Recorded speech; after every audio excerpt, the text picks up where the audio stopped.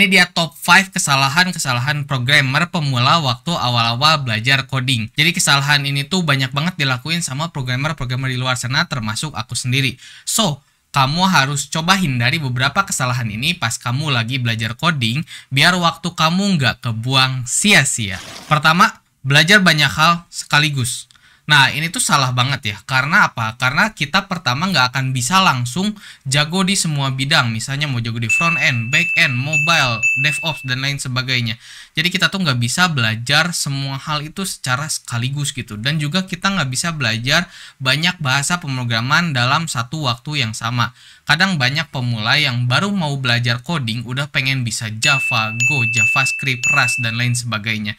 Jadi menurutku, coba pilih satu aja bahasa pemrograman dan dalami sampai kamu menguasai itu, atau bahkan lebih bagus lagi sampai kamu bisa menghasilkan sesuatu dari bahasa pemrograman itu. Misalnya, kamu mau coba dalami JavaScript, maka coba dalami sampai kamu bisa bikin project website dan juga menghasilkan dari situ. Sisanya, kamu bisa coba kembangin skill-skill lain yang mendukung dari skill yang menghasilkan tadi itu. Kedua, belajar buru-buru. Nah, biasanya programmer baru belajar ini langsung buru-buru pengen bisa bikin sesuatu, pengen buru-buru bisa project sesuatu, pengen buru-buru pakai framework ABC, React, Next, dan lain sebagainya. Nah, menurutku ini kesalahan banget ya, karena kita ini harus mulai dari basic, mulai dari awal, dari dasar-dasar logika pemrograman dan juga cara bahasa pemrograman itu bekerja seperti apa. Nah, itu hal yang harus dihindari banget ya teman-teman. Ketika baru belajar programming, coba buang dulu jauh-jauh pemikiran langsung, oke, belajar JavaScript, pengen bikin website pakai React.js. Nah, kayak gitu tuh totally salah besar gitu ya. Jadi, coba belajar, misal mau belajar JavaScript, coba belajar dari awal, dari misalnya cara konsol log, hello world, dari variabel, dari pengkondisian, perulangan, dan lain sebagainya. Jadi, belajar dari basic, biar waktu kamu nggak kebuang sia-sia. Coba bayangin, kamu belum ngerti apa-apa tentang Dart, kamu tiba-tiba ngoding mobile app pakai Flutter. Pasti kamu bakal bingung banget tentang konsep-konsep programming di Dart-nya itu sendiri gitu ya. Jadi, pelajari dari basic, jangan buru-buru pakai framework. Ketiga, menghafal codingan. Nah, ini sangat banyak sekali programmer yang belajar awal-awal langsung pengen hafalin codingannya gitu. Jadi kayak cara bikin segitiga bintang ini misalnya gimana, dia malah ngapalin codingannya. Dia bukan mengerti struktur cara berpikir komputasinya untuk mendapatkan output tertentu, tapi malah dia ngapalin codingannya nih. Nah, ini tuh salah banget. Karena apa? Karena tiap bahasa pemrograman tuh ternyata beda-beda ya, cara penulisan variabel, cara penulisan lain-lainnya gitu. Misalnya di Java mungkin ada shout atau system out print line.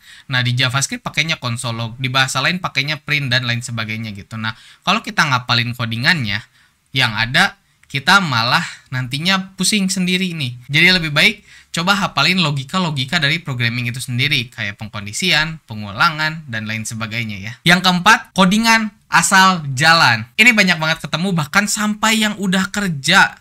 Jadi ngoding, asal ngoding, yang penting outputnya sesuai dengan keinginan dia gitu, atau sesuai dengan keinginan projectnya.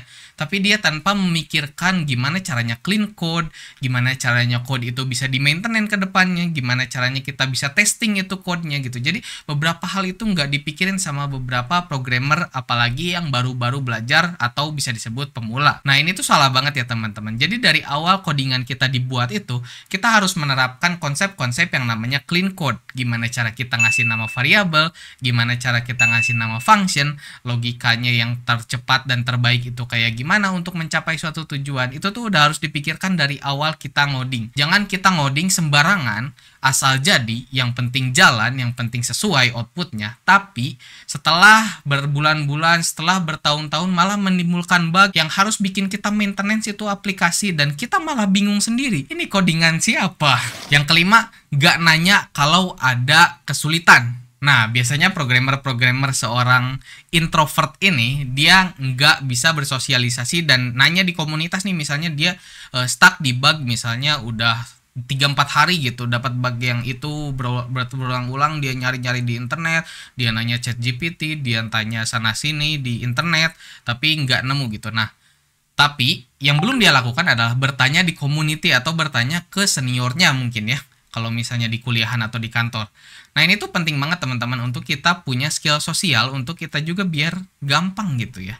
Kita tanya ke yang udah ngerti, kita tanya ke yang udah duluan ngoding dari kita. Kenapa kita harus begini? Karena mungkin kita nggak tahu caranya, tapi mereka udah pernah nemu bug serupa. Mereka udah nemu cara yang terbaik untuk menemukan si masalah ini gitu. Misalnya kita nggak tahu nih masalahnya apa gitu, atau cara terbaik untuk menyelesaikan masalah tersebut kalau kita udah tahu misalnya masalahnya kenapa. Nah, skill bersosial ini juga sangat penting untuk seorang programmer. Jadi nggak cuman bisa ngoding doang, tapi programmer juga harus bisa bersosialisasi dan punya skill berkoneksi, teman-teman. Juga jangan malu untuk join komunitas-komunitas di internet kayak Discord serverku yang satu ini, yang isinya udah hampir 900 orang, yang bisa banget nih teman-teman pakai untuk diskusi belajar soal coding, apalagi kalau kamu pemula.